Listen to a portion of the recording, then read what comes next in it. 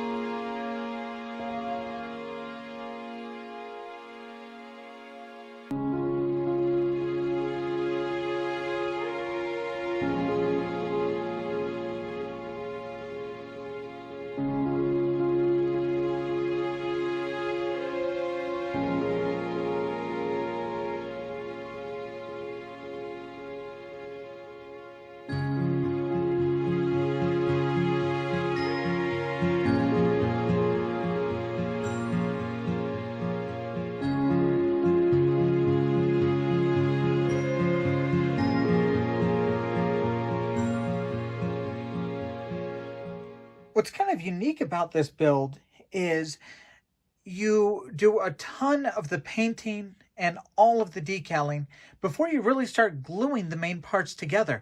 So I've painted everything, I've decaled everything, and the decals were great. I've never had a decal sheet where you kind of work your way across the decals. They're all laid out in order of how they all go on. And they look really nice.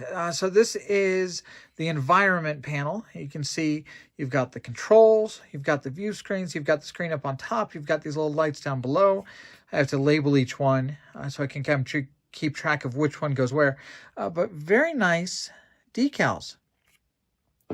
Now, the one problem I had on the build is I had to do a different type of paint than I usually do for the black. My hobby store was still out of my acrylic, so I had to do a lacquer, and I will not be using a lacquer again. They kind of smell, they peeled.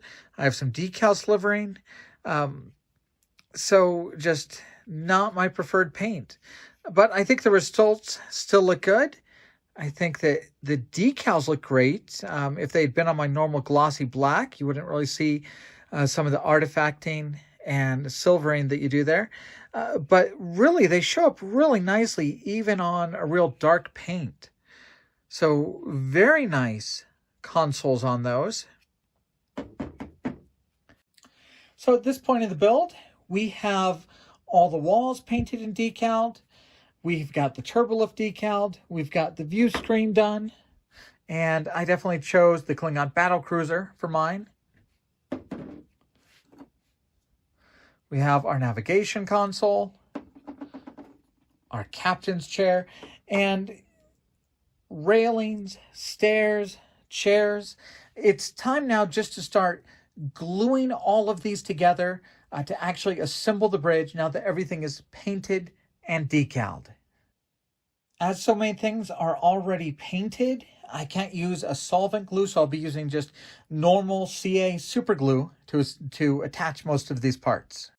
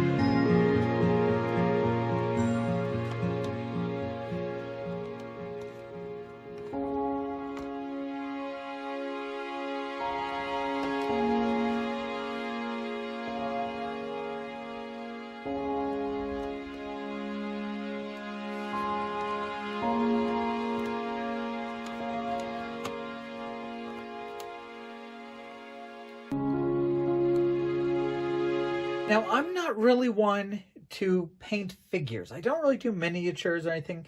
Most of the time, all I ever do is something like this, like a little pilot, usually with like a helmet for Star Wars or Battlestar, and then, you know, put it behind the canopy so nobody ever really sees it. So 100% a challenge for me to kind of have to work on figures that are a little bit larger and figures that are supposed to have faces. If this was not a review video where I feel kind of obligated to show everything, I don't know that I would ever show these to anybody.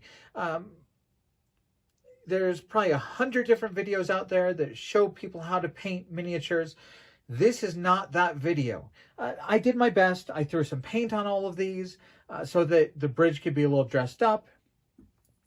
I think that Spock turned out to be one of the better figures. I think it definitely looks like Spock should. The molding, I mean, not the painting.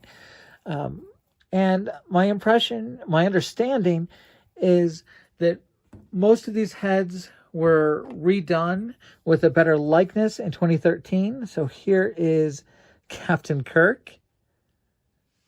I chose to do Spock, Kirk, Uhura, Scotty, McCoy, and Sulu. McCoy was the only one I tried to paint eyes on, and he ends up a little googly-eyed. And you do get 6 bodies, which you see in front of you, 2 standing men, 3 sitting, and 1 seated female. So in addition to these 6, there are also 4 additional heads included. Now this one is Chekhov, and these 3 are unnamed on the instructions. However, there has been some speculation that perhaps these heads are characters from the episode The Galileo 7, and will we see these heads or these figures released as part of the interior set that's coming out for the 32nd scale Galileo shuttlecraft? Possibly, but definitely it seems like those could be the characters from that episode. All right, so this is my build-up of the Enterprise Bridge set, the 2022 edition, which, just like the release in 2013, gives you all the walls so you can build the entire round bridge. And of course, I have mine built in pieces for different display options. Let's go ahead and put in the navigation console and the captain's chair.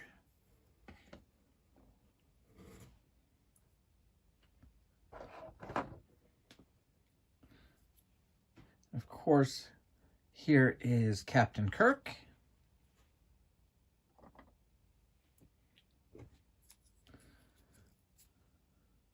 Let's go ahead and put Scotty at the engineering section. McCoy will be coming in from the turbo lift. Lieutenant Uhura, we will put her back here by communications.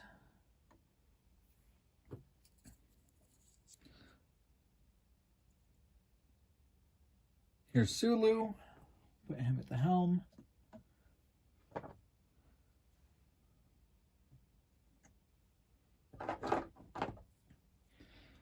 And let's put Spock kind of walking over here to look at the view screen.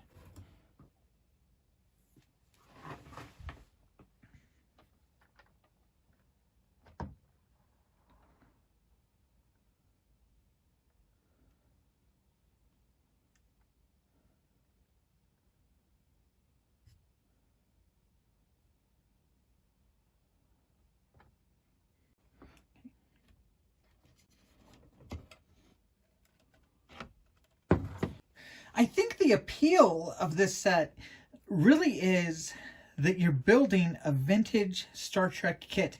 I was wrong a little bit earlier when I said it was the 4th oldest. It looks like this came out around the same time as 2 other Star Trek kits. One was the Exploration set. It was like a tricorder and a phaser and a communicator that all were in about 3/4 scale. There was also a Mr. Spock kit that came out at the same time, where Spock was fighting a snake. So some other vintage kits out here, but really it's a fun piece of Star Trek modeling history to kind of work on this kit that you know people have been building for over 40 years.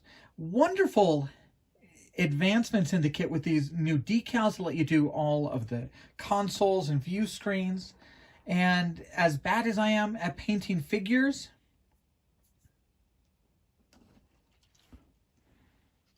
the sculpting on these is really nice and much better than what I've seen of the old vintage kits.